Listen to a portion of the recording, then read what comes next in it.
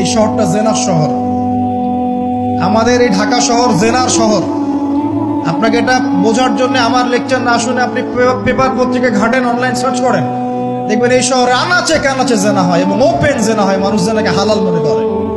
এই শহরের যুবক যুবতী যারা একে অপরের সাথে বয়ফ্রেন্ড গার্লফ্রেন্ড কালচারে লিপ্ত আছে, এটাকে তারা হালাল মনে করে, কেউ হারামও মনে করে না।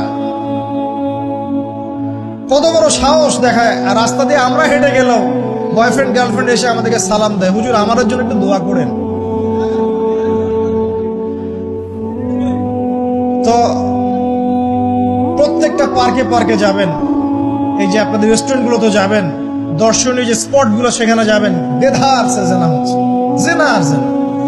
আমি এই যুগের কথাই বলছি। নবী সাল্লাল্লাহু আলাইহি ওয়াসাল্লাম বলছেন, আমাদের নবী বলছেন, আমার উম্মতের একটা অংশ, সবাই না, আমার উম্মতের একটা অংশ অবশ্যই জেনাকে হালাল করে নিবে, অবশ্যই মদকে হালাল করে নিবে, মদ পান করবে কিন্তু মদের নাম অন্য দিবে, এবং তারা গান বাজনা বাদ্যযন্ত্র নর্তকীদেরকে হালাল মনে করে নিবে।